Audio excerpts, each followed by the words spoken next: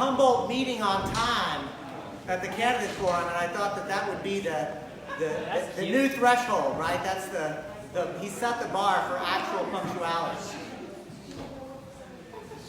So now we have to reset the bar proper.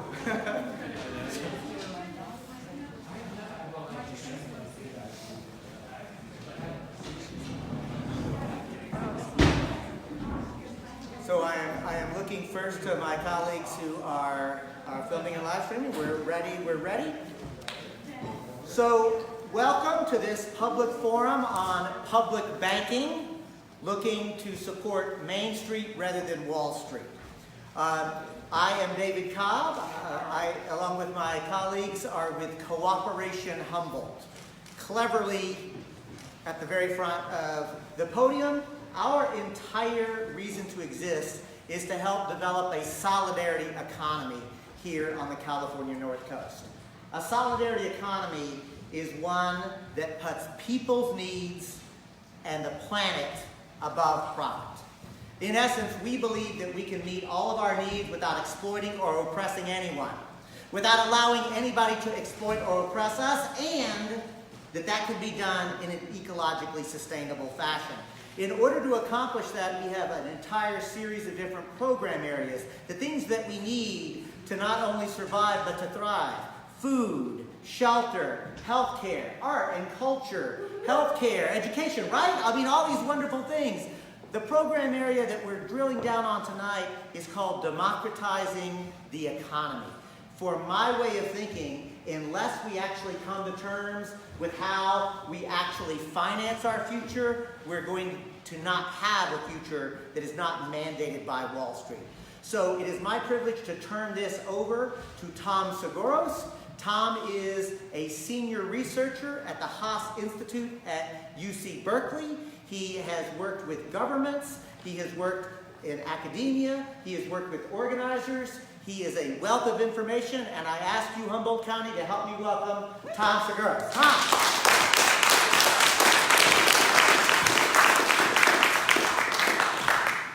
All right. Well, thank you very much, David.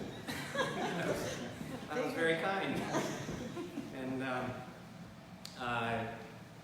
and thank you guys for coming out. So, as David said, my name is Tom Sgouros.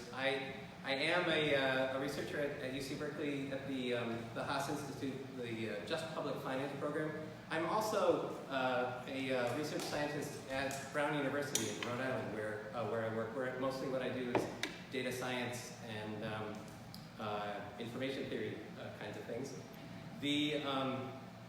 And I worked for a couple of years as the senior policy advisor in the state treasury in Rhode Island, and have a long history of trying to help elected officials, lobby groups, and candidates for office sort of muddle through technical issues.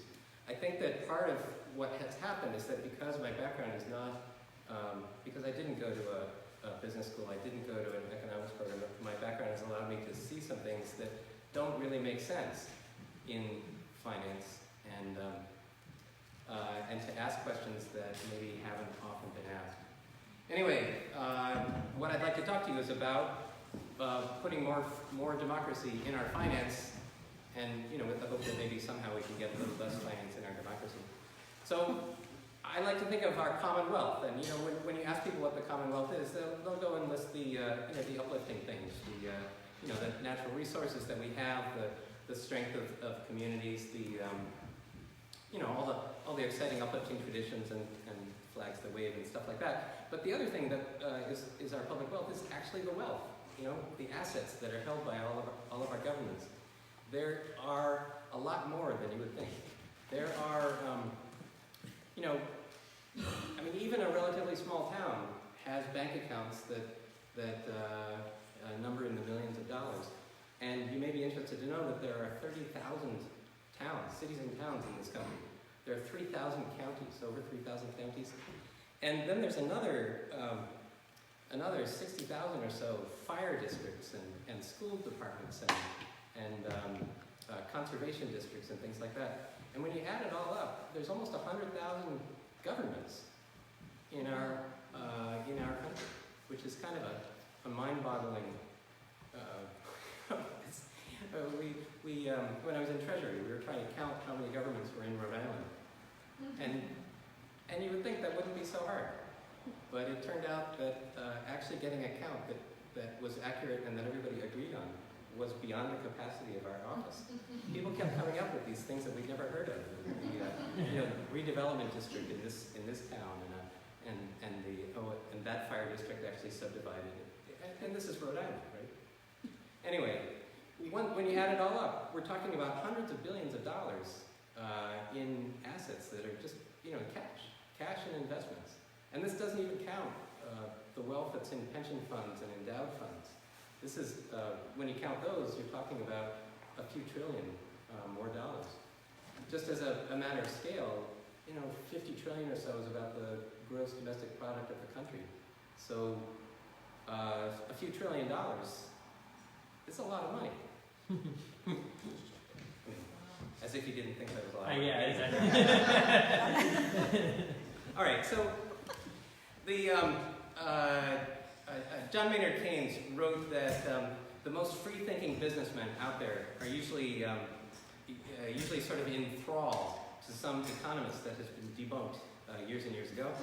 And essentially, that's the way we run local governments. I mean, we are told that the highest and best thing for governments to do with their money is to invest it to the greatest yield. And the problem is that chasing yield has been actually ultimately sort of a destructive force in our government, in our country over time.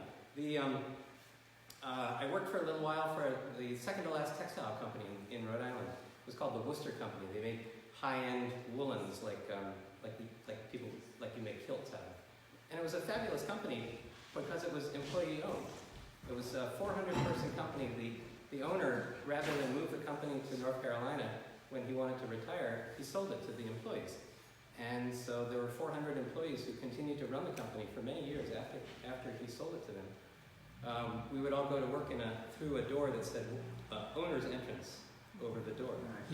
And there actually were monthly meetings of the staff that, where 100 people would show up and talk about the future of the company. It was really a beautiful thing.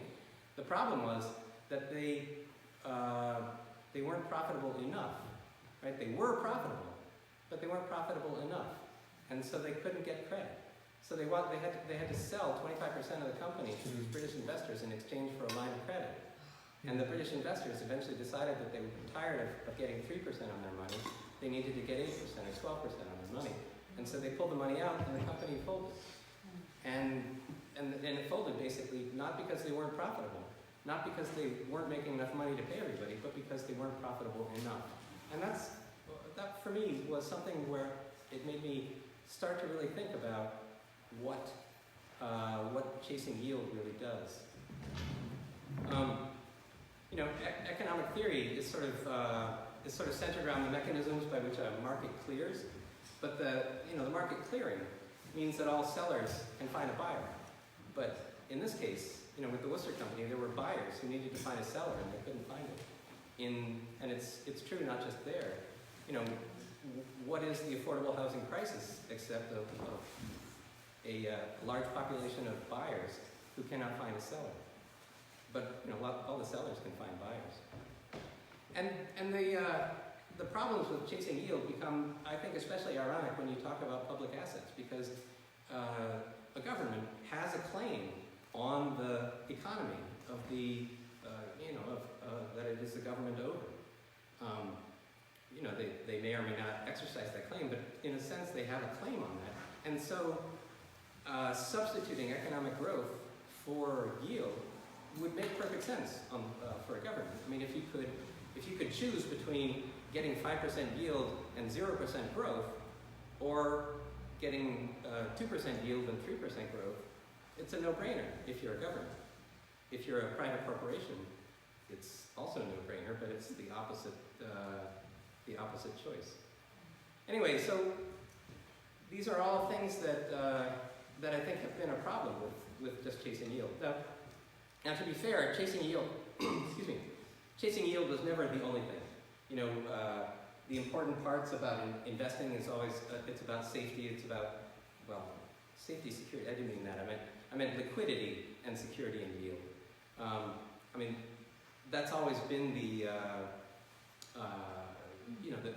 three goals of investment. But you have to ask, like, so there's already three, it's already complicated. What's the matter with adding a fourth one? Right?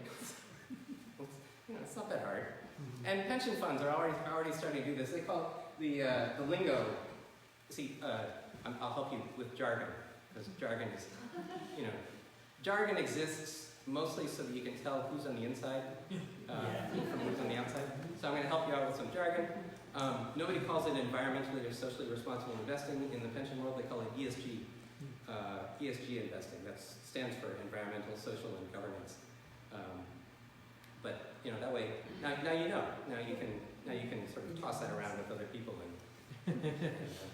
Anyway, so in a large sense, we already knew this, and I'm going to digress a little bit and talk about economic development agencies as a way that we already knew this. So I don't know what there is here, but I will bet money that there's some kind of economic development agency for the city of Eureka. Probably there's another one for Humboldt County. Probably there's one, I don't know what else. Arcata has one. There's all kinds of things. All across the country, there are agencies like this, and what I think they are is basically a political manifestation of market failure, right? What has happened is that there are businesses across the country who have been unable to get credit, but who have the political clout to force the local political class to create an economic development agency to lend the money. And in a way, the fact that these agencies exist across the country is all by itself evidence that the credit markets don't work for everybody, and that these guys, that the people who benefit from those have taken the market failure and used it to force the political machine in their area to react. And in truth, I'd argue that those agencies are mostly sort of a destructive force, because what they have is by and large, they have a zeal to help fix the economy by investing more, but it's not actually married to a responsibility for keeping the funds safe. And so I don't know exactly what the history has been here, but across the country, economic development agencies have also been notable for making some really stupid deals. But that's a different thing. All right, so back to let's talk about banks. One other digression I need to make is about the fact that banks don't have the fiduciary. They don't have the best interest of their customers at heart in general, and that's especially true in public finance. The quote up there is, I had to put that there because that was the one and only Latin pun that I've ever managed to make in my life.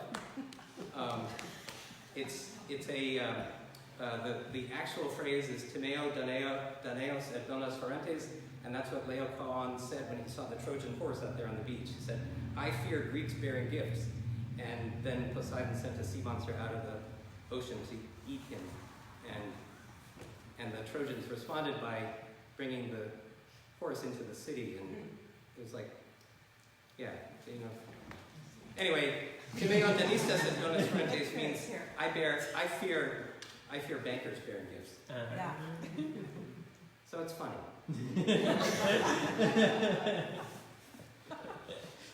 Like I said, I've only ever made one Latin pun. But look, what's on the right here are all these gimmicks that bankers have developed to help cities and towns and counties in the country. They've created interest rate swaps, and that's how the Philadelphia schools managed to lay off all of the paraprofessionals and cafeteria because the interest rate swaps went wrong and they lost a ton of money. Oakland got screwed by changes in the cost of letters of credit that they were using from a bank to guarantee a bond. Again, losing a ton of money that way. Pension obligation bonds are this crazy thing that bankers come to cities and towns and say, don't you want to borrow and invest on the margin? And people who are desperate pension funds that are desperate say yes, and then they lose a ton of money. And it just goes on. Capital appreciation bonds. The school district in San Diego, the bigger one in San Diego, I'm forgetting its name, borrowed $120 million through a capital appreciation bond. By the time they pay it back, they will have paid $840 million in interest, because the magic of a capital appreciation bond is that the interest isn't getting paid, but it's getting added to the capital, and then more interest gets charged on that new capital. It's crazy. Anyway, and then there's other just market manipulations that they do. They pad the bond sales, they flip the bonds fast to drive the prices up. There's churning of the bonds. Then there's just out-and-out market rigging. The LIBOR, interest rate was rigged for a number of years, and it turns out that was only just one of the ways in which banks were rigging those markets. So, banking is a little bit risky. There's a lot about public finance that's a little bit risky. It's, I think, really important to remember that the status quo is really risky too. Anyway, so what exactly can we do? And my perspective is that what we should be doing is just trying to solve problems rather than just suffer. And the three examples that I'd love to talk about this evening are the Build America Mutual, something called the Rhode Island Interlocal Trust, and then public banks, starting with the Bank of North Dakota. I know you didn't expect to hear about these, but I think these are really interesting examples of solving a public finance problem, and solving it in a way that is creative and interesting and has some kind of democratic accountability. So Build America Mutual is the fastest growing bond insurer in the country. They were started just 5 or 6 years ago, and they now have $40 billion of bonds insured. But the important thing about it is it's a mutual insurance company. It is owned by the policyholders. There are no shareholders for it. The people who own it are the ones who are being insured. The cities and towns started it on their own, and they run it on their own for their own benefit. And I think that makes it a really interesting model to learn from. There's another one here, the Rhode Island Interlocal Trust, which is, I think, probably the most forgettable name that, you're like, the what? The Rhode Island, what was it? Anyway, it started just as an insurance buying co-op. In 1986, there was a workers' comp crisis in Rhode Island. All the workers' comp insurance companies pulled out, and the cities and towns couldn't find anybody to write those policies. 6 towns got together to form a little buyers co-op, and it worked. And because everybody else was suffering the same crisis, the next year there were 20 towns, and the next year there were 30, and we only have 39, so it didn't get too much higher than that. But after a couple of years of doing workers' comp, they started doing risk management. They're the guys who go around now and show up at town hall and say, oh, you're leading an extension cord across the floor. That's not a good thing. Fix that. And so they started hiring staff to do that. And then they started expanding into property and casualty insurance. And then they bought a share of an underwriter. And so now they actually have the financial capacity to underwrite some of their own insurance policies. And again, it's a mutually owned thing. It's owned by the cities and towns of Rhode Island. And it operates to their benefit. And it has no second master that it has to answer to. And it's highly successful too. And it's highly successful in my favorite way, which is that if you ask 100 people in Rhode Island about it, 99 will never have heard of it. because government that works disappears, right? The only stuff that you hear about is the stuff that hits the headlines. But if the government is just sitting there doing its job and nobody cares, you know, it can just sort of roll along. And that, combined with the eminently forgettable name, means that in Rhode Island, nobody knows about this. Except for in Humboldt. except for in town hall, right? Yeah. Anyway, and then there's also the Bank of North Dakota, and this one is interesting. It's the nation's, well, it was until quite recently, the nation's only publicly owned bank. It was started in 1918 or 1919 by the same progressive populists who gave us Robert La Follette and William Jennings Bryan and all of that, and the Worker Farmer Labor Party in Minnesota. You know, it actually started with a fairly modest goal. It was just going to be the finance arm of a publicly owned grain elevator. The idea was that they were going to free the farmers of North Dakota from the ravages of the Eastern financial elite, which I guess maybe that's me. But but the thing is that it became something more than that over time. You know, it started just as this sort of modest thing. But over time, people said, oh, look, we could use it to finance this. We could use it to finance that. And what's also funny about it is that the progressives who created it caused a huge uproar in the state of North Dakota by creating it. And in the 1920 election, they lost the governorship, and they lost control of at least one of the houses of the legislature to the Republicans, who were running on a platform of destroying the bank, of closing it. This shouldn't be done. This was a terrible thing. But having won the governorship and the legislature, the Republicans then got there and they looked at it and said, oh, huh, this is cool. And they started running it instead of closing it. And they have been running it pretty much ever since. Actually, John Hoeven, who is an incredibly conservative senator from North Dakota, he was the president of the North Dakota Bank for, that was how he got started in politics. Anyway, so what it is it's the state treasury doing business as a bank now. And the interesting thing about it to me is that not only do they operate as a bank, they do lots of lending through other banks, so they actually strengthen other banks in the area. But they actually have capital that they can deploy for socially useful goals. They can deploy capital to rebuild Grand Fork after the floods that happened in 1997. They can deploy capital to fight back against the credit constriction that happened in 2009, 2010. They can do that because they have the clout now. They have the financial power to do it. And I think it's also interesting to take them as an example of sort of expanding the definition of a bank. You know, that they aren't branches. They're a bank whose job is to make other banks stronger. And they're a bank whose job is to find ways to deploy capital in toward interesting goals. But they're not a bank to to take your money or make a checking account for you. And I think that's really the thing that I think is the most important. I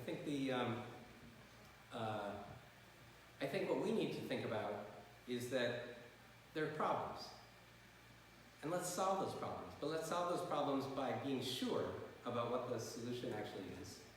Let's be thorough in our analysis of what are the tools that are actually at hand. And let's ask ourselves again, are you sure that that's all the stuff you can do? A lot of public finance, it seems to me, is people who are applying the same solutions to old problems and wondering why they still don't work. And so part of what I want to do is urge people as they're thinking about these things to be creative. There's a couple of other small stories I want to tell you too.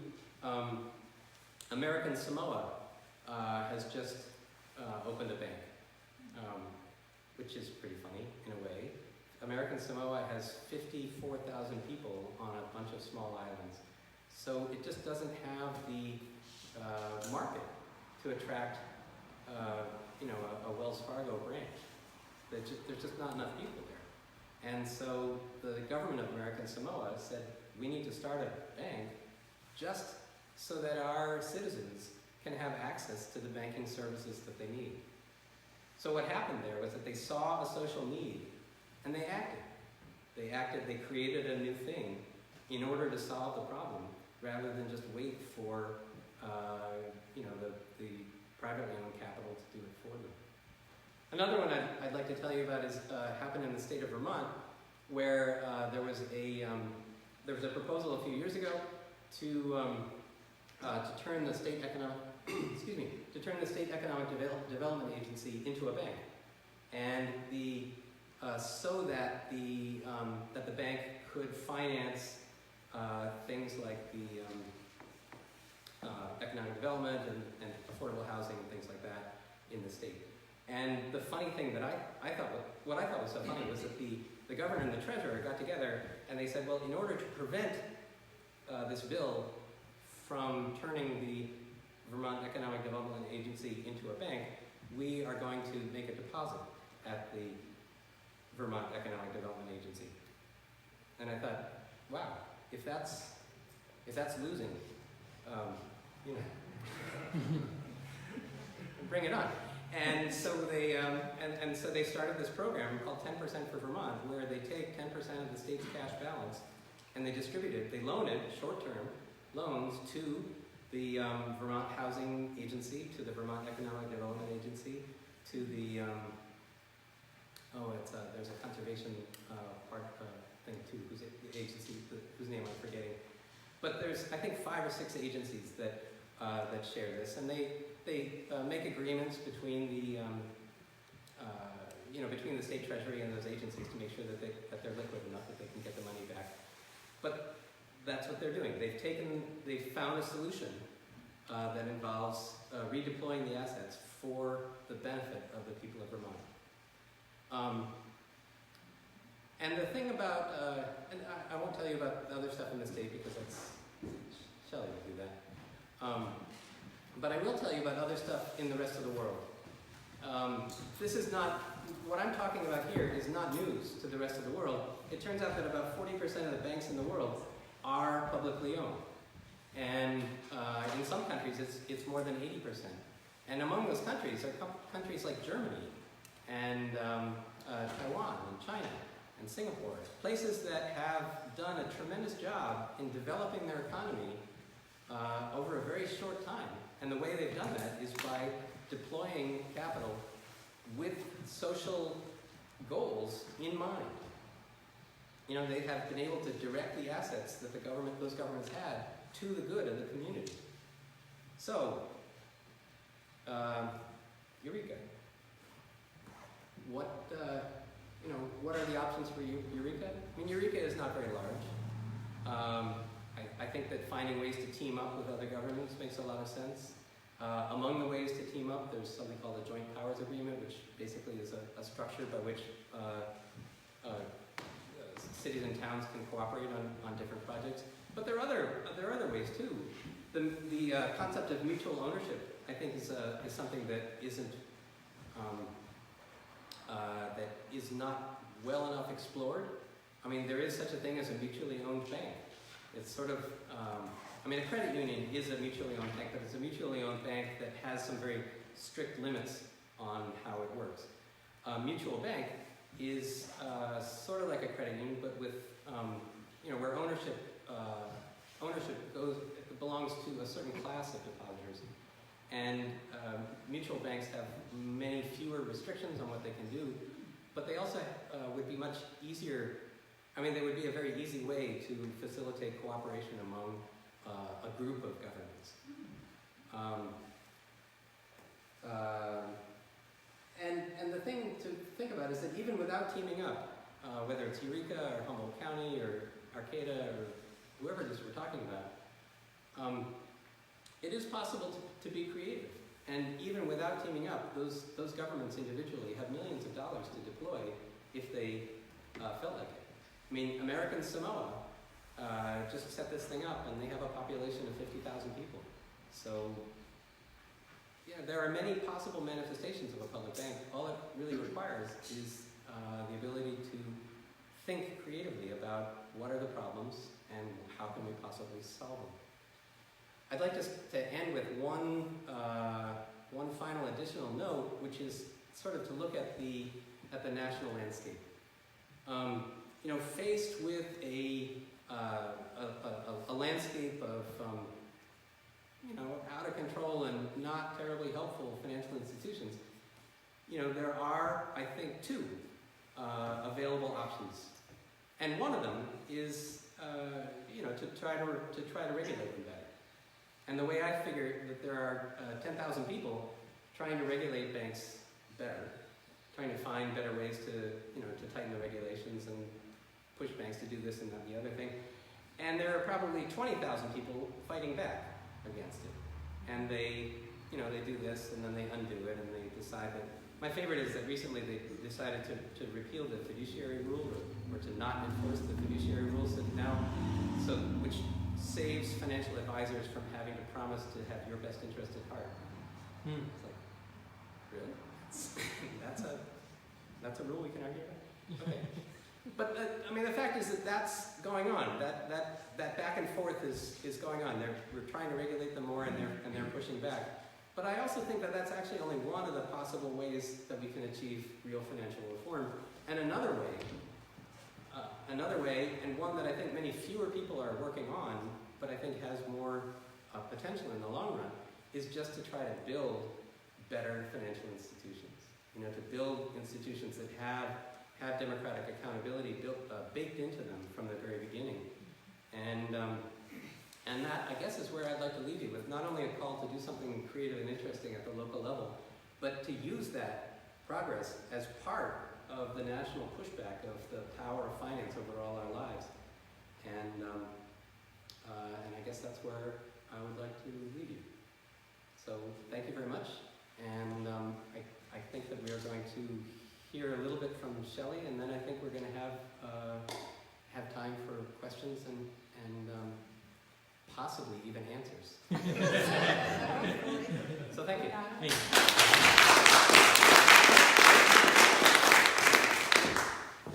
Tell me what it is, show me how you did this. Oh, And get mine up. okay, here's it. Yeah. Jeez. While he does the tech stuff, I'll just do a quick intro.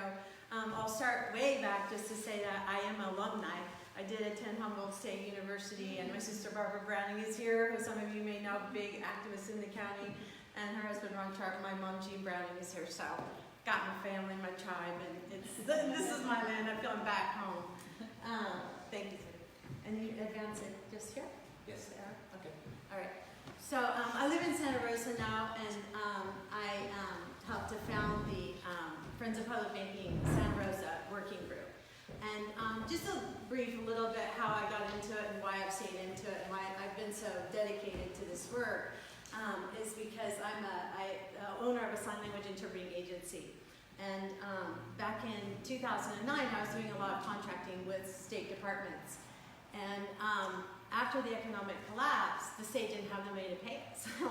We were working full-time for the state, and I was providing employees for the state, and I was paid with an IOU by the state that said, you get, for one of my contracts in 2009, and they, you know, it had a date you could cash it, and it was 2 months out. Well, we all know the bills come like every 30 days, you know, and so the interpreters, we didn't have the money to pay our bills, and I had to borrow from my dad to float the state in 2009, and then in 2010, the budget froze for 99 days, and in that year, then when the budget was frozen, we didn't get paid for those 99 days, but then it took about another month on top of that for the state to get going with all those checks again. So we went 4 months without a dime of pay. In 2010, working full-time for the state, I watched an interpreter lose a house to a foreclosure, even though he was working full-time, he didn't have the money to pay. So when the Occupy movement hit the streets of Santa Rosa in 2011, the day that towns and cities across America joined in with New York City in the Occupy movement, I just knew I had to go out there because things were messed up. I mean, it was apparent to me. And, that's how I got involved and just started realizing there are a lot of problems out there, but I found myself just really naturally attracted to the people that were talking about solutions. Because there are solutions. We're all facing all kinds of problems in this world today, and I believe there are solutions to all of them. And so the solution that was making the most sense to me, because I felt like a lot of that reason I hadn't got paid had to do with the economic collapse brought on in large part by the Wall Street Bank. So how else can we bank? What else can we be doing here so that this doesn't have to happen again? So the State Department or the state of California doesn't take this out on the back of small business owners next time they turn to the banks, or don't let it happen next time. Let's try to turn it around before that happens. And just a note on that, I since learned that in 2009, the state of California issued 445,000 IOUs to small business owners totaling $2.6 billion.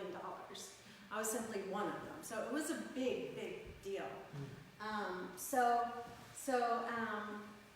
Ellen Brown wrote the book Public Bank Solution. Mark Armstrong co-founded the Public Banking Institute with her in 2011. Mark Armstrong lived in Sonoma County at that time, and so we got to beat the streets together for quite a while before he moved to Virginia. But all that to say, what's happening now, I want to kind of start on a national level, and we'll bring it down to the state level, and then on into the local level to just say what's happening within the movement. So what's really brought public banking once again to the forefront, I mean, for me it was the start of the economic collapse that did it, but more recently it is the divestment movement that grew out of the solidarity with Standing Rock and the Dakota Access Pipeline. Need I say more on the fraudulent practices? Right? That's one, and then the banking of the cannabis cash. And I think I'll expand on that a little bit more later.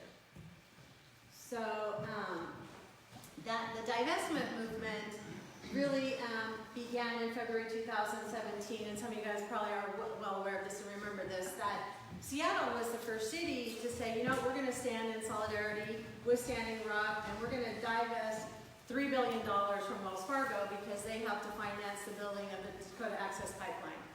So they were the first, and it was because of the Savannah Shawant, if I say it? Shama. It was her role. She's mayor of Seattle? City council member. City council member. So she launched that. And so other cities began to follow. Davis, California, let's see. So we're taking our $124 million out of Wells Fargo, and then so on it went. And Los Angeles was very inspired by that, and other cities. So we recognized that, us in the public banking movement, we started going, hey, why don't we merge with the divestment movement, So, because there's activism and there's energy and there's attention there. And where do you move $3 billion? Local credit union? I don't think so. I mean, do they want it? Could your local credit union do all of that? Are they insured? The FDIC insurance, $250,000. But so yeah, there's that. But so just in August of this year, Seattle issued an RFP, request for proposals for a feasibility study for a public bank of Seattle. And so that's a logical place where you can put your $3 billion into your public bank of Seattle. So they're underway. Then just a few months ago, there was a nationwide gathering of sort of the leading public banking activists from across the nation. We gathered in Colorado, and one of the people that was there was Washington State Senator Bob Hasegawa. And he said, look, I feel like a public bank of the whole entire state of Washington is inevitable because we now have a $3.2 billion deficit. We have reached our debt capacity. This is my paraphrase words to me in my own little notes. I put it in quotes because this was just my notes to myself. The state can't borrow any more money. They have maxed that out. And he said, we don't have money for basic needs right now. We can't even take care of our salmon issue. Which I don't know what that is, but somebody else probably does about the salmons.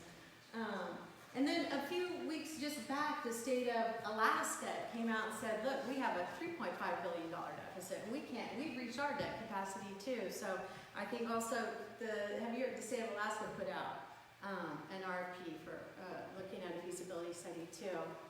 So this is just kind of, I really want you to understand it's a vibrant movement across the nation right now. And these are just some of the cities and some of the states that are working on this. And New Jersey, I have that bolded because that's kind of an interesting one right now. The governor, they had a gubernatorial election this past November, and the governor, who is in office now, Phil Murphy, ran in part on a public banking platform. And so that's just really exciting, and that's a state to watch, you know. And we do kind of like to, frankly, you know, say, well, you know, say to our state treasurer, governor, I mean, this could be something. It's an election time, you know, like, look, California, New Jersey's working on public bank. Are we going to let New Jersey beat us to it, or are we going to do it first? You know, we kind of build up a little competition in that way, or encouragement to get on the stick. And what's funny about this, the Public Banking Institute, they host nationwide monthly conference calls that I've been on, I don't know how many, 4 or 5 years probably, and I listen every time, mostly listen.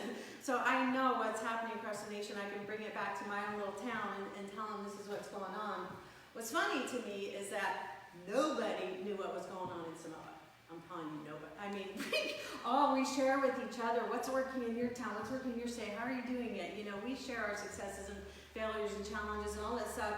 And it's like, what? Samoa got a bank? Who even knew they were working on one? That's awesome. They're out there on their little island working away, and they did it. So there's a model, you know, it's very exciting. Then within the state of California, the lead cities out in front right now, and in a big way, I must say, they're very dynamic, active in both in their working groups, the activists that are pushing all of this forward, and in the responses of their council members. The city of Oakland launched a feasibility study that is due to be out this month. The cities of Berkeley and Richmond collaborated with them in funding the feasibility study along with the county of Alameda. Both Los Angeles and San Francisco have established their own public bank task force. San Francisco has had 3 of 6 so far, and I've attended all of them, and it's really quite stimulating to sit around the table, and including today at lunch. Thank you. It's beautiful to see. We got to sit with some of the council members here and county supervisors and people in finance, and just to see people at the table working to educate themselves. Let's just get educated. Let's have a, you know, informed education and decisions that we collaborate on together collectively as communities. You know, that's what I really strive to do in Santa Rosa as well. So these are just some other cities from around the state that are working towards public banking.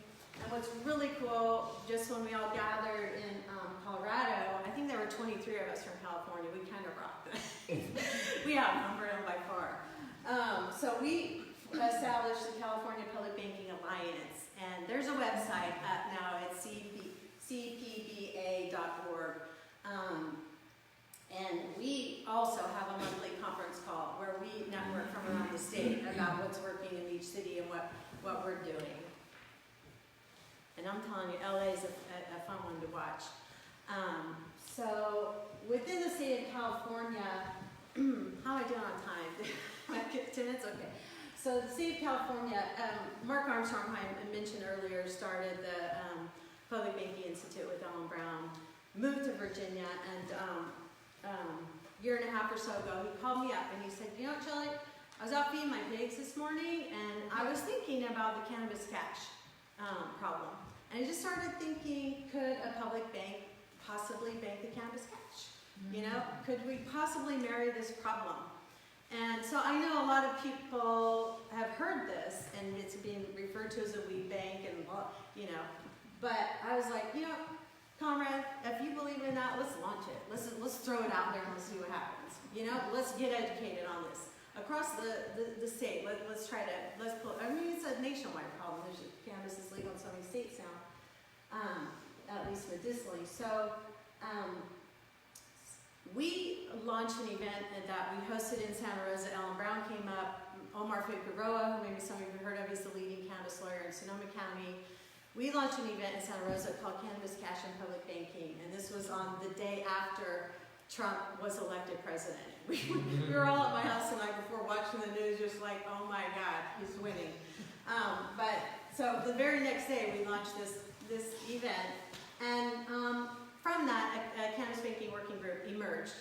And we plugged away at this for a while, but simultaneously, State Treasurer John Tom established a cannabis banking working group.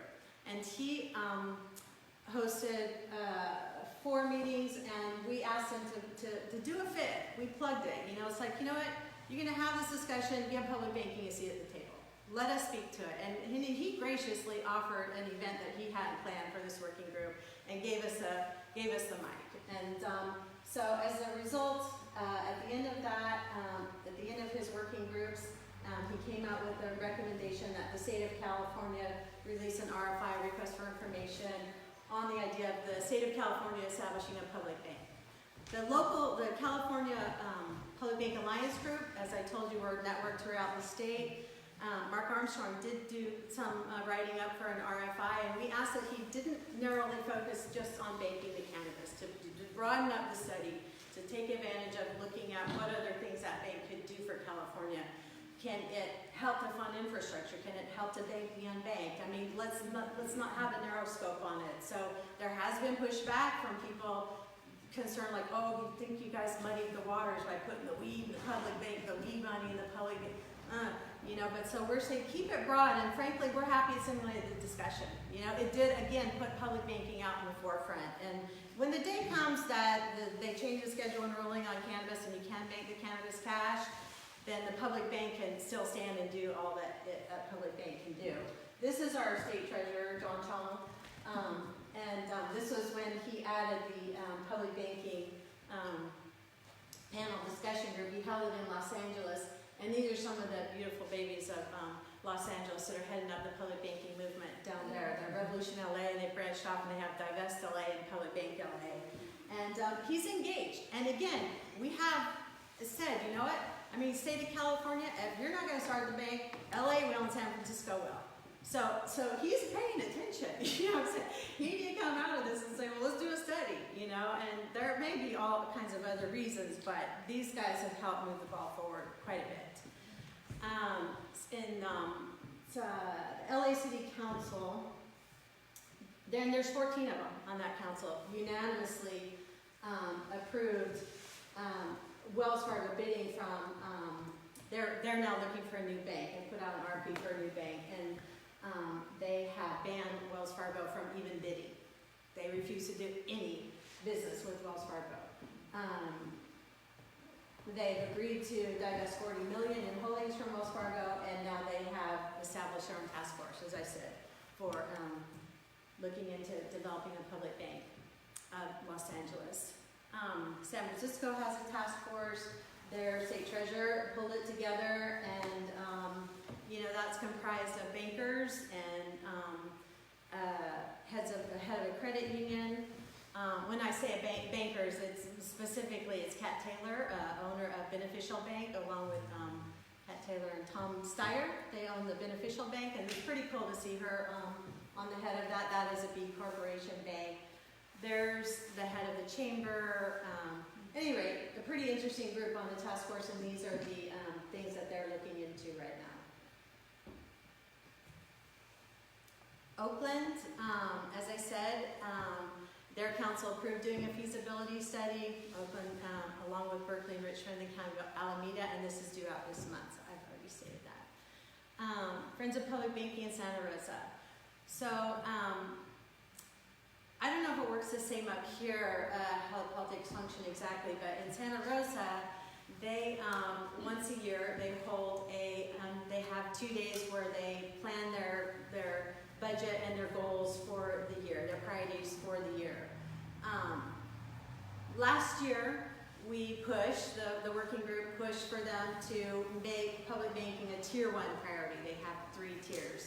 And public banking landed on tier 3, and all they stated was that they would recommend to the new council in 2 years that they establish a study session on public banking. Okay, so I didn't pack up, and we came back, you know, it's like we worked hard for a year to keep educating the community, keep educating the council. We established a website with both a petition asking that they fund a feasibility study and a resolution for a public bank in Santa Rosa that we borrowed from the Oakland folks because they were already out in front, and it's very open source. We all share with each other, as I said. And so we made it to tier 2 this year. Actually, funded feasibility study for public bank in Santa Rosa, made it to tier 2. And the CFO recently stated that he has set aside the money for a feasibility study for public bank in Santa Rosa. So that's where it currently stands. And you know, it is, I can say that, I shared this at lunch today, that the cities that are out in front on this, it's not because it just happened at the level of the elected officials. It's happened because of the activists that have taken the time to educate themselves and push these ideas forward and stimulate their council members to, you know, start looking into this and taking action. So we continue to meet. We have monthly meetings in Santa Rosa. We have a Facebook page and we have a website. And just, you know, lastly, the references that I would recommend to follow, the Public Bank LA website is good, Oakland, to follow what's happening in California, follow this one, and what's really cool and where I get a lot of my information to just stay up on what's happening across the nation is the Public Banking Institute website, and subscribe to their newsletter. That's just so, they do such a good job of bringing forth all of the articles from around the nation on the lead cities, the lead players, and what's moving forward. And I get stimulated by following all of that. So if you want to keep up on it, that's a good way to do it. So that's what I got. Thank you.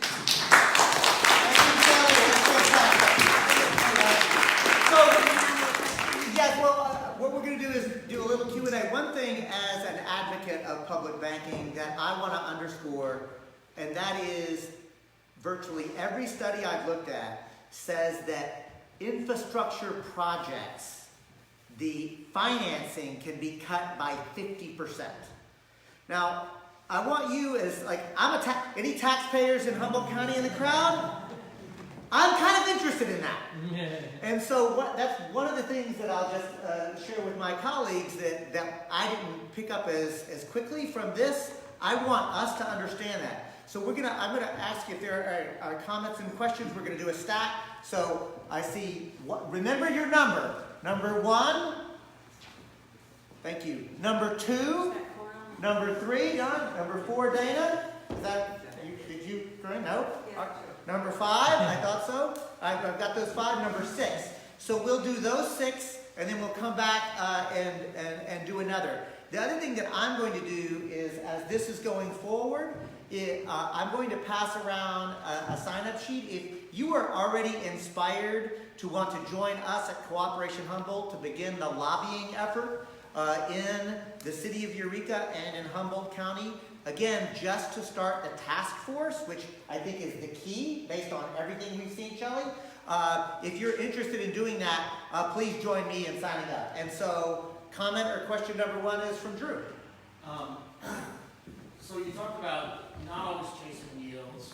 Got some social good that we might want to look at. Maybe it's saving money for infrastructure projects or whatever we might want to do. I wonder what you might say to someone, I'm going to take on the hat of, I'm in the Mises Institute, and I'm thinking free market, it's all about maximizing profit. That's how we really bring up the standard of living for everybody. This public bank idea sounds like it's going to harm us socially in some way in the long run, because it's not going to maximize profits and drive the economy.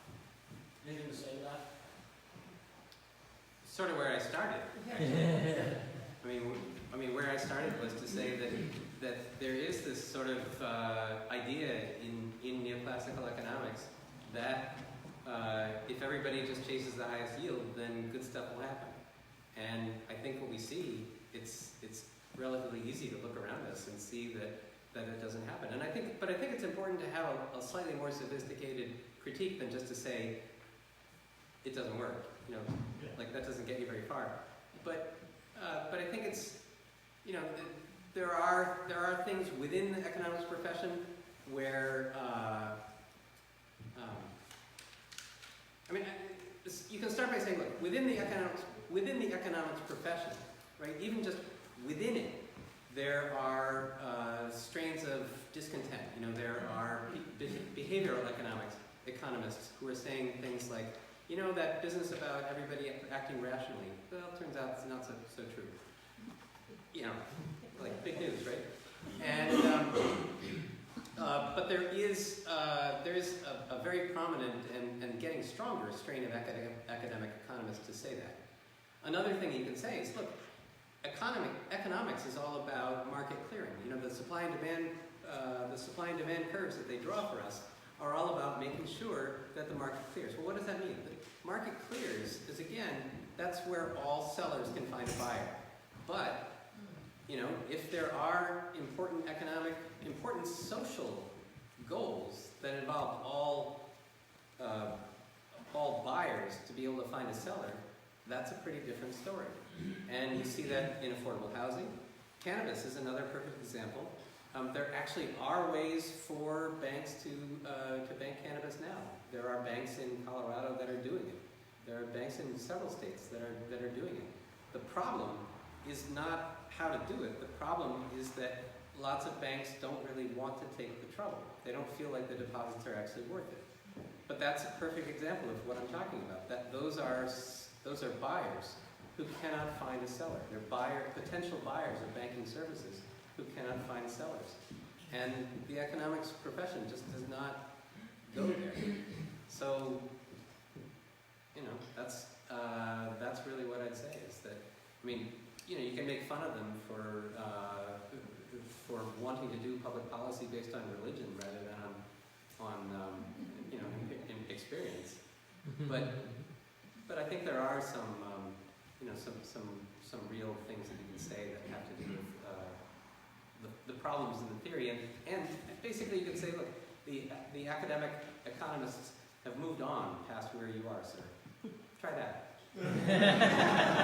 Number two. I guess that's me.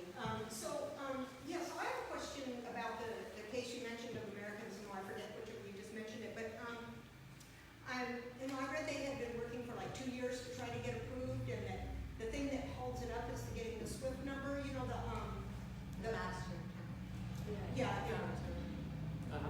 I can't. The master account number of the Federal Reserve. Yeah, so they can move quantities of money or use MasterCard or Visa or whatever. So if it took them 2 years to do that, it seems like that protocol would stand in our way of doing things more quickly. I guess what I'm thinking is, as long as we're tiny and we slip under the radar, we could probably set up a public bank here and there. But if we start encroaching on, you know, the powers that be, the big five, you know, JP Morgan, Morgan Stanley, Bank of America, Wells Fargo, at some point, them or the Federal Reserve will actually, you know, prevent us from transferring money. Is that a possibility? Is that something to fear? Not that I want to be afraid of, Tom. I'm trying to see what kind of. He wrote the book.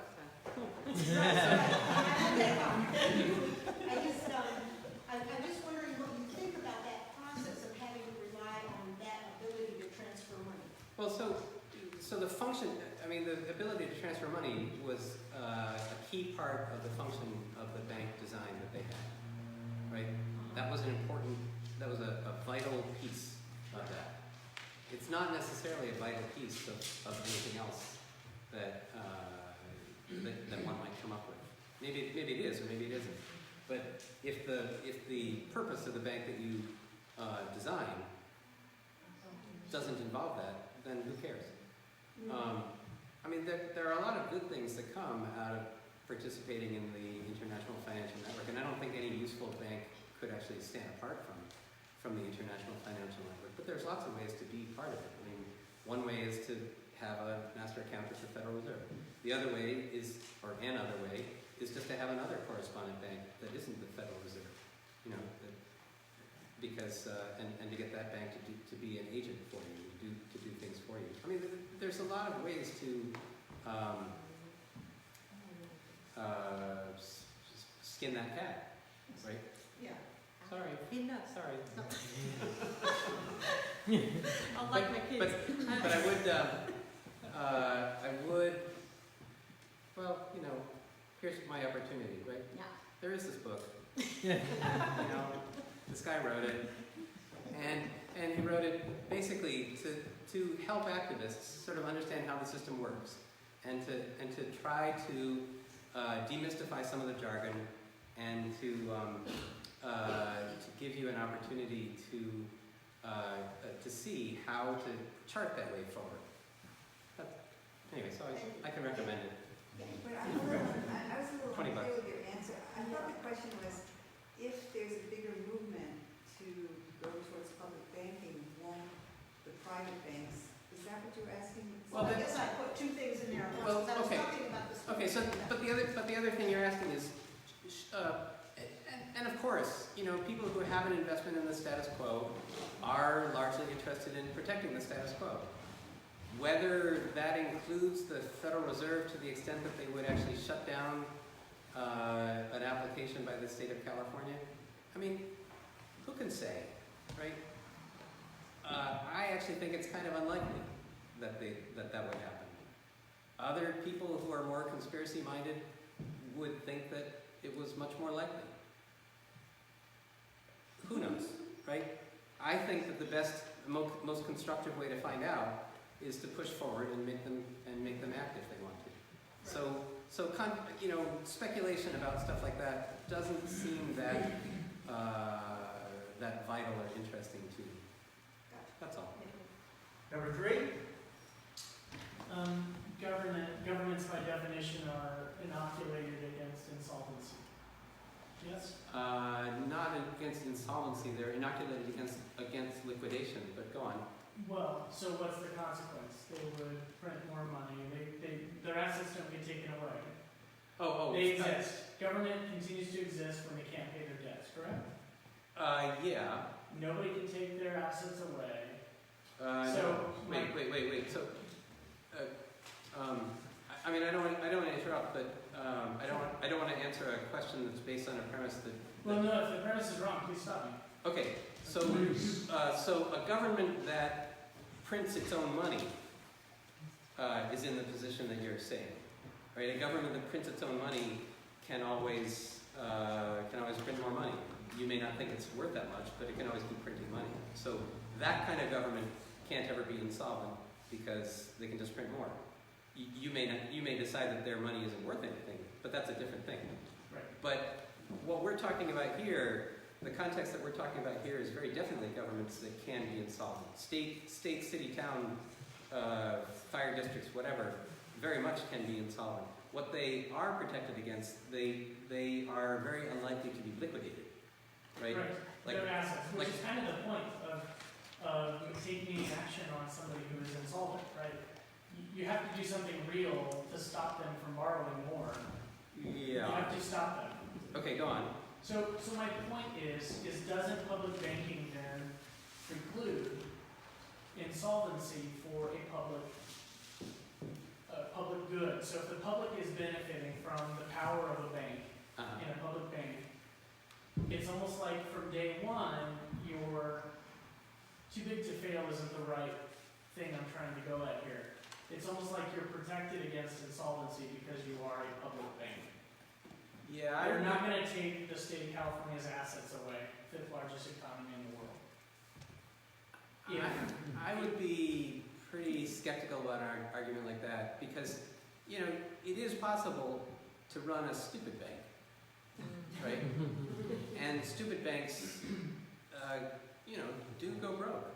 But we've had a stupid economy backed by the Federal Reserve for a long time, and we've seemed to survive just fine. Thank you very much. Like, Right. So, but the distinction. So, like when she asked, would the Federal Reserve prevent a Humboldt County bank from being part of the Federal Reserve? I'm skeptical whether they would.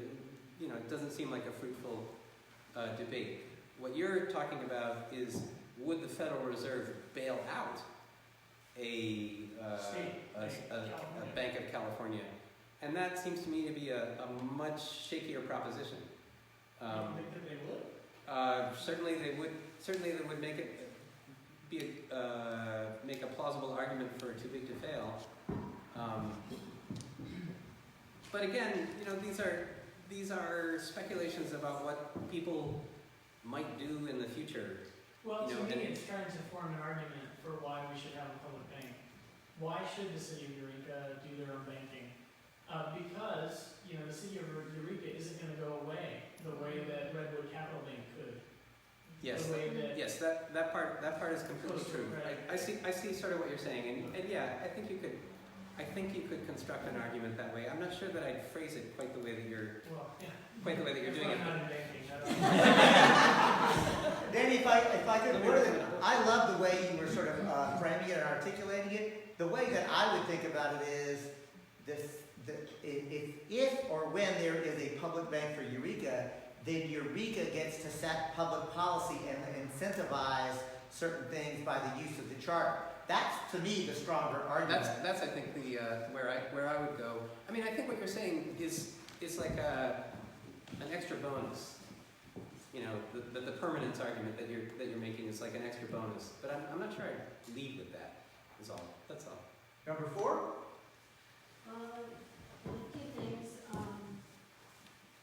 It's incredible that you got up to Churchill and Santa Rosa because they have, except for one council person, they have a really corrupt city council in Santa Rosa. So Feel my that's pain. huge. It's a challenge, no doubt. It is.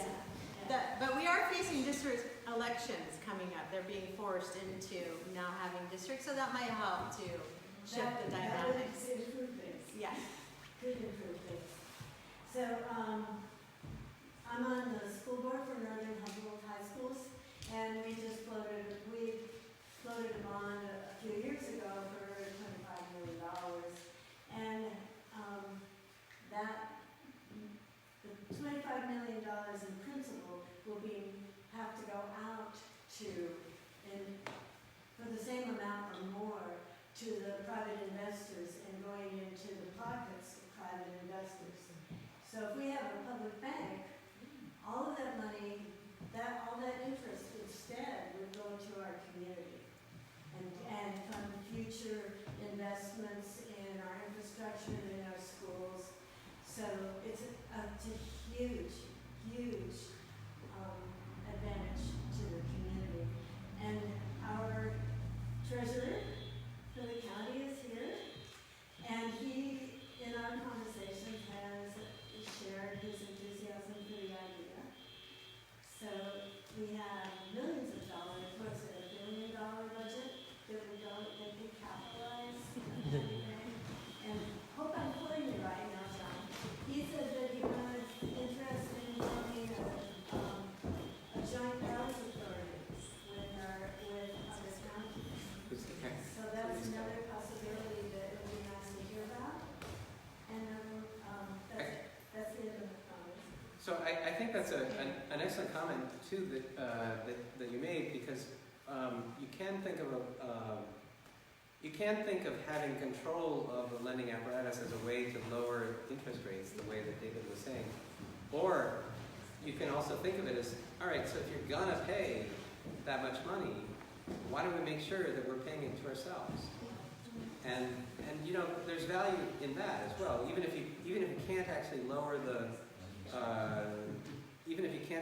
the interest payments, if the money that you're spending somehow comes back to you and benefits the economy here, well then you've gained something anyway, even if you haven't actually lowered the bottom line. That's why, again, you know, the focus on yield is essentially the focus on the bottom line, and sometimes the bottom line is more complicated than accounting textbooks would have you believe. Did you have something you wanted to add to that? Well, just the classic example that's given these days on the cost of way the business is being done now is the rebuild on the Bay Bridge cost $6.4 billion, and by the time that gets paid back with interest, it'll be $13 billion. That will be the cost of it, you know. Whereas in North Dakota, if they have an infrastructure need, the Bank of North Dakota can lend out the money at 1-2% interest, and all that money comes right back to the Bank of North Dakota. That interest comes back to continue to go out and serve the community, you know. And so, yeah, and remember that thing I said at the beginning, that if you can choose between 5% yield and 0% growth, or 2% yield and 3% growth, if you're a government, that's an easy choice. And it works the same way, sort of in reverse here. Number 5? I think I was number 5. Wait, you talked before. She did an I ad. know that was just a point of information. I'm just wondering, Diane here mentioned that if we had a public bank in California, it could pay for a single-payer healthcare system for California. It could pay for the public trust. Has that been talked about, or is that The savings. the savings from the bank? That is not math that I've done. That's I mean, it's plausible. That's not an approach that I've thought about. Talking about the bottom line part of it, I do think that there are ways to save money with a public bank, but I would be very leery about thinking of it as saving trillions. I think much more likely is that you can save a modest amount of money at a great benefit to the economy of the government that you're talking about. I think the way that it could be used to invest in a public trust as an insurance. The way I prefer to think, the problems that I prefer to think of this as a solution to is, problems that involve saving a little bit of money but having a big benefit. And I'd really have to sit down and think about the math of what you're talking about before I was sure. But it's possible. Okay, thanks. We have one more, I think. Was there a number 6? Yes. So Montana's that the only place that has a public banking, or is there one near to us? I'm sorry? North Dakota North Dakota, that's it. and Samoa. North Dakota's the only one? In the U.S., North Dakota has a public bank, and now American Samoa has one, and that's pretty much it for the U.S. So if we had one here, and then the county had one, and the state had one, how would that work? If each one would be a public bank, would they be connected, or would they be individual So things? everybody is exploring the subject and thinking about what they could be. So I don't think it's actually right to say, oh, it would work like this. My feeling is that there's a great value in teaming up, so I think it would be unlikely and be sort of a shame if there wound up being duplication of effort at like all these different levels. But, worse things have happened. Look, I will say that Worse things happen all the time. in 2011, a bill did get to Governor Brown's desk to do a feasibility study on the public bank in California, and he pocket vetoed it. And so we said, all right, to heck with the state, we'll go to work on the city level, And even though North Dakota is a state bank, that is the model, we're saying, next year is our 100-year anniversary. The times they are changing. Why not do it at the city level too, And like a little simple example, Santa Rosa has a lot of potholes in the road. And one of our council members, there's a slogan, I don't know if you guys have it up here, but down there's a slogan that says pot for potholes. Like they think they're gonna make enough money off the sales tax of cannabis to repair the potholes. And one of our council members said, I just don't think we're gonna be able to smoke our way out of this. Smoking up weed. So, when you ask the big difference between a city doing a public bank and a state doing a public bank, for me, I'd just say a simple answer is if Santa Rosa had a public bank and it needed to repair some roads, some potholes, it could fund that through its public bank. And the state would be more inclined to repair the interstate highways. That's the infrastructure of the state. So that's my story. Like it? I can work with that. I do think too that we want to be careful about focusing too much on North Dakota. North Dakota, you go read the history, you think about it, and the lesson you come away with is, yeah, we should go back in time, found a bank 100 years ago, and then we'll really have something. Like that's not going to happen, and it's a different world now. The Bank of North Dakota was founded around the same time as the Federal Reserve. Things were not really set. It was founded before the FDIC was created. you know, it was a different world and it's grown in a different way. But I think that the important thing to think about is not, oh, we should do what they do. The important thing is that we should be as creative now as the people who thought of it were then. You know, they saw a public need and they acted. And they acted in a way that was unconstrained by the dominant ideology of the time.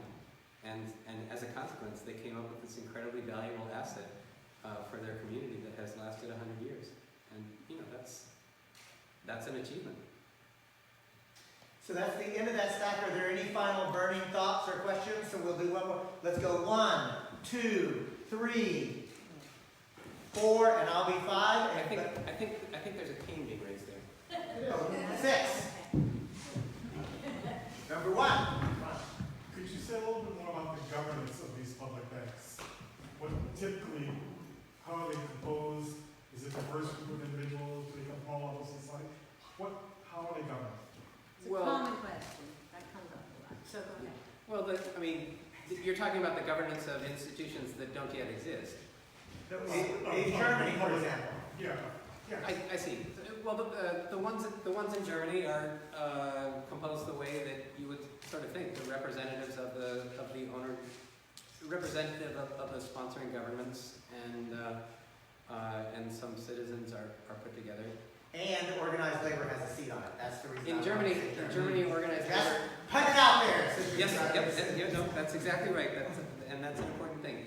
And then another model is you have China, where nobody knows what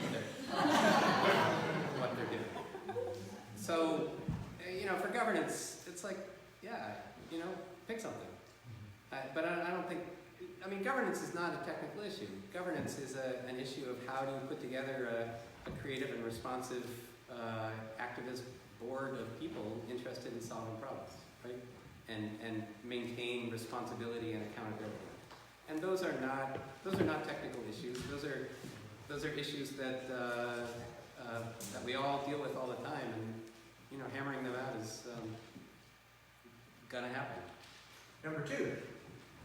I do have a question, but first I want to address Dana's comment. The county does have about $370 million in the treasury pool, but it's money that is owned by roughly 100 different entities, school districts, fire districts, the county, et cetera, divided into about 600 different funds, most of which are restricted, so all the money's it's spoken for, right? So there's not a lot of excess money that could just be put off and start a public bank. And so my question is, how much seed money do you think would be needed to establish a public bank in a city like Eureka or JPA situated with Eureka? Well, this would. And I was just going to go on and say, but this gentleman asked about how do you govern it. Well, then the entity would have to hire people that could handle the banking transactions, set up the bank, set up all the processes, buy the electronic system to manage all the transactions, etc. So it's Okay, so there's two questions here. The second one is the easy one, because we're all familiar with sort of the evils of outsourcing and how everything is outsourced. Well, it turns out the financial industry has been leaders over the years in outsourcing. And, you know, that's kind of a drag in a lot of ways, but from my perspective, it's actually sort of an opportunity, because all of the account management and the software for doing account management and for doing interactions with the public and stuff like that, that is all provided by third-party vendors who are just as happy to talk to a new customer, happier even, to talk to a new customer as they are to talk to their old customers. So a huge amount of that can be bought from existing third-party vendors who do this stuff. Harlan Clark, who, you know, the name that you see on the back of your checkbooks, right? They are a major provider of databases and web services for banks. Fiserv, FIS Global, Jack, it's not Jack Reacher. Jack, there's another company called Jack something, I can't remember what it is, but it's the same deal. So there are a lot of these things that are out there. There are even companies out there that sell consulting services for liquidity management, which is actually like the core function of a bank. So it's, I mean, like they're consultants who do, even that. So a tremendous amount of the work can be provided that way. The other question about capitalization is, to a certain extent, it depends on what the public purpose is that you're focused on. If the public purpose that you're focused on is, like in Samoa, just getting the minimum possible thing in there so you can be part of the financial network, then it's not that much money. It's probably like $20 or $25 million for, relatively speaking. But if what you want to do is take a big bite of infrastructure, be able to lend freely for infrastructure things, then it is going to be a more significant amount of money. And how exactly that happens, whether it happens through, the various things that could be underwritten by a bond. The North Dakota Bank was founded with a bond. There are, for a smaller city, once we explored philanthropic, what do they call it? Program-related investments. That was an avenue that we tried to, an avenue that we explored but didn't ultimately go down. Pension funds again are an obvious source of funds. There are, I think, and then another thing too, a structure like a mutual bank. A mutual bank is actually capitalized by the deposits. And so what you wind up doing is you wind up saying that this class of deposits is the bank's capital. Now they're deposits, and so they have, in order to treat them as capital, the depositors have to pledge them. But pledging them keeps them a little more liquid than saying, okay, here's the investment in the capital of the bank. And so that's also a way that you can, you can capitalize a bank without locking up money for many years. So there's a bunch of things to try that have a lot, and the variation between them has to do with what the purpose of the bank actually is, what the ambition is, and what you think is actually available. So those are. I mean, this is the hardest part. So there are issues to explore, but I think they're worth exploring. Number 3. I was interested in when you mentioned the alternative to using the Federal Reserve. I think I understood have another bank stand in that role. And Yes. so could you enlarge upon that for me a little bit so I can... Sure. I mean, there's lots of small banks that don't have accounts in the Federal Reserve. Lots of credit unions won't have that. Lots of small banks. What they do is they'll find a larger bank in the neighborhood that acts as a correspondent bank for them, and basically provides emergency liquidity for them and things like that. It's a little bit confining, because you're just talking to one bank or maybe two, whereas the Fed sits at the center of all these banks, and so it's a much broader market. But the money market is not a very fluid kind of thing. A lot of it, bonds are sold. There's no, the stock market is a place, it's an increasing number of places, but it's a place where stocks get sold and traded, and if you've got stuff to sell, you can go to the stock market. And bond market is a different kind of a thing. It's all one-to-one transactions. It's very hard to find a forum to do all these things. Various banks try to establish forums for them, but most of the sales in the bond market are one-to-one kinds of things. So even when the Federal Reserve is sort of at the center of this network of banks, they're not doing a lot of networking that way. Number 4. I've heard kind of David and Cooperation Humboldt say, hey, why don't we use this as kind of a launching pad in some ways for kind of our own task force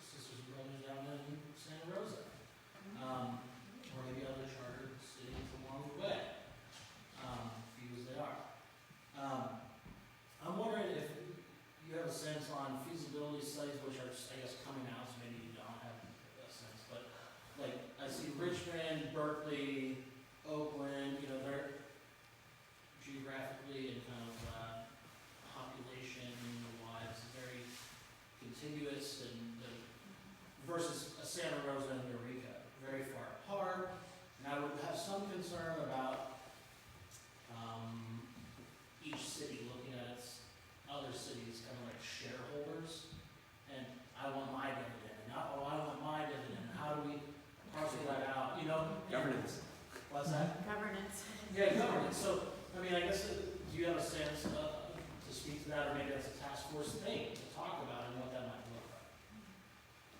Well, a bank that requires, a bank whose function requires it to have a physical presence is obviously going to have a problem if it has to serve two towns that are 200 miles apart, right? But a bank whose function is to back up other banks, doesn't necessarily have that same problem. I think it would actually be sort of unwise for any of these.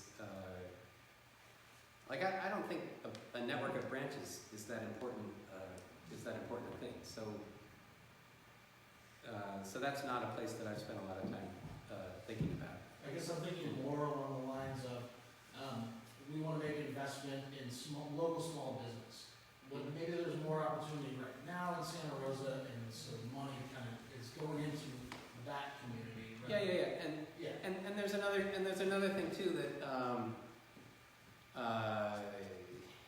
players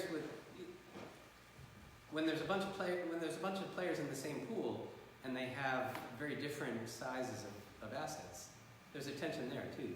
Yeah. Do I own, if I have 10% of the money in here, do I own 10% of the bank, or do I just have one share of the bank? And these are no different than the issues that wound up with 100 members of the Senate and 435 members of the House.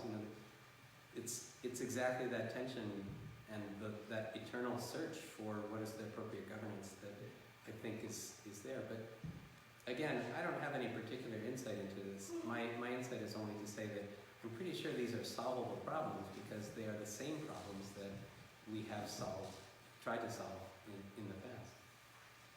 So. And the other thing is, remember there's a history to draw from other JPAs, right? So the questions that you've asked are the ones that would absolutely be forced to be asked and answered, but there is other history. So item number 5, a joint powers agreement. It is a way that municipalities, cities, or counties can actually come together, and there is a joint powers agreement right now between our communities as it relates to energy infrastructure project, for example. These things exist. So I was next on the stack, and my question to both of you are, can you tell us a little bit about the difference between a credit union and a public bank? I mean, we have Coast Central Credit Union in this community. Why shouldn't we just say, hey, the credit union's the place to be instead of one of these private banks? What's the advantage to a public bank as opposed to just having a credit union? The numbers is one thing, as we said, for Seattle, they couldn't move $3 billion into the local credit union. And just a side note to this is that the state of North Dakota has more local banks and credit unions per capita than any state in the nation.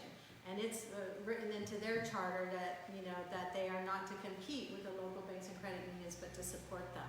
And so it's, the Bank of North Dakota is, it's referred to as a wholesale bank, and they sort of the retail business to the local banks and credit unions. They want you to continue your relationship with your local bank and credit union, and they simply partner with them in their lending portfolios.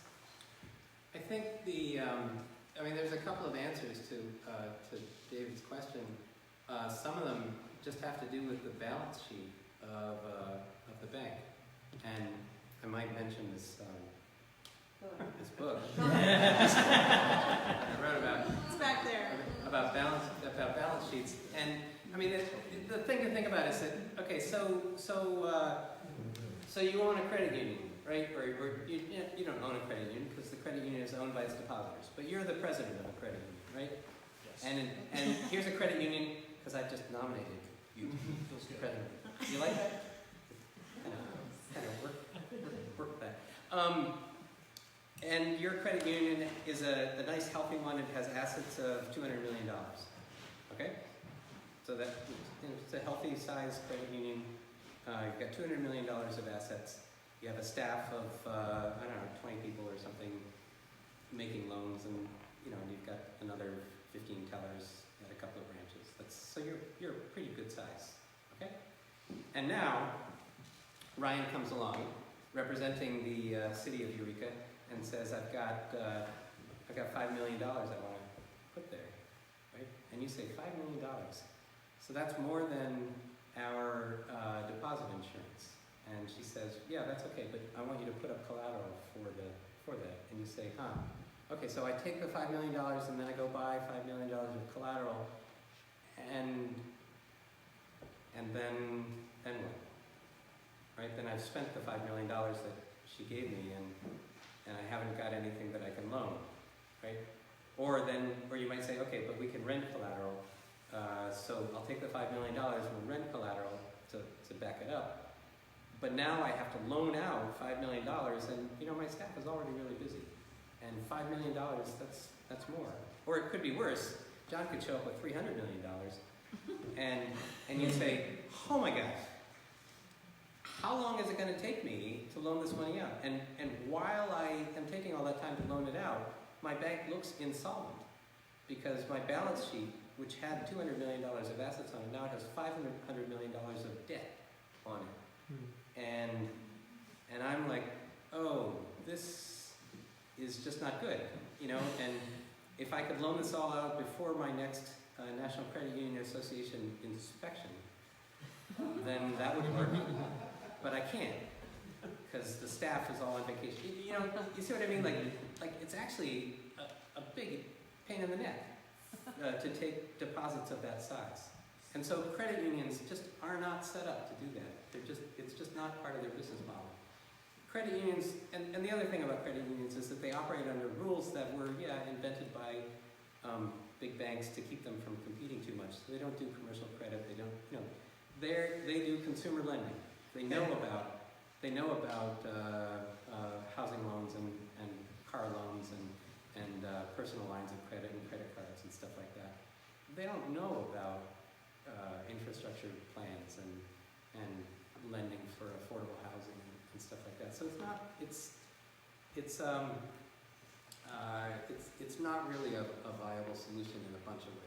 So I'm busted, so I'll actually say, I asked the question because I was trying to solicit this. I think it's important for us to understand.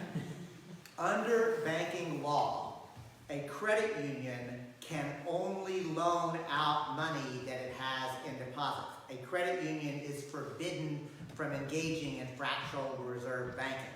This is a very big deal. So there is no way that our local credit union can actually do this. This is a banking reg. So, number 6. I noticed one or two things here. Governments and countries can be divested of their assets. Greece, they're selling the islands to pay their debt. Okay. So, yeah, a country can be liquidated. A government can be liquidated. They're doing it right now.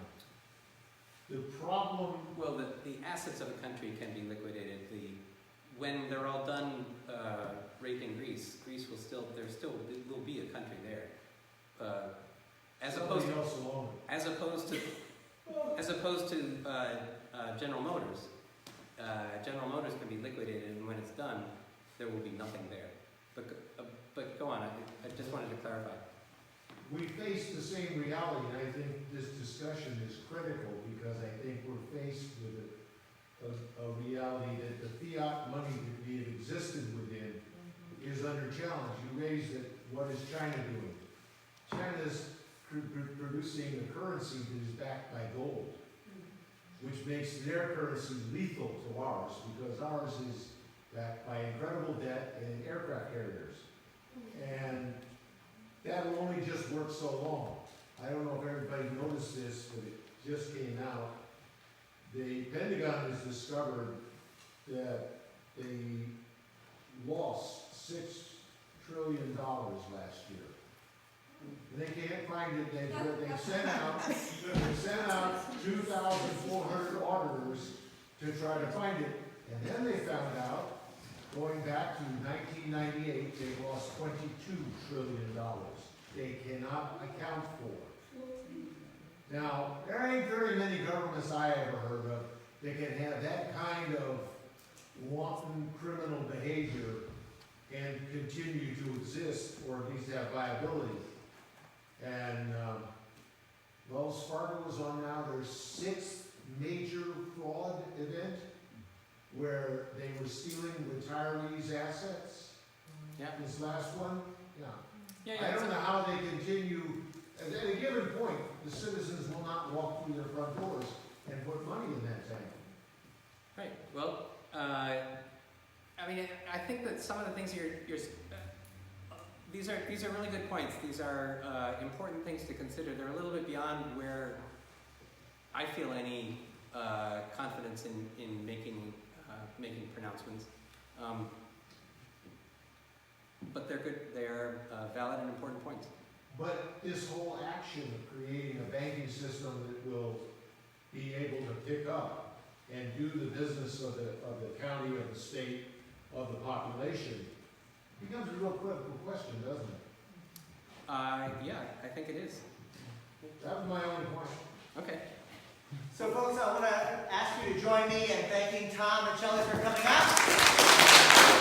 I'm going to buy one of those books. Tom has already said he will autograph them, and Tom and Shelley said that they would stick around a little bit longer. So we've got the hall for a little bit longer if folks want to continue to have conversation. Thank you guys very much. Yeah, thanks for showing up and being interested. Hey, Tom, show me the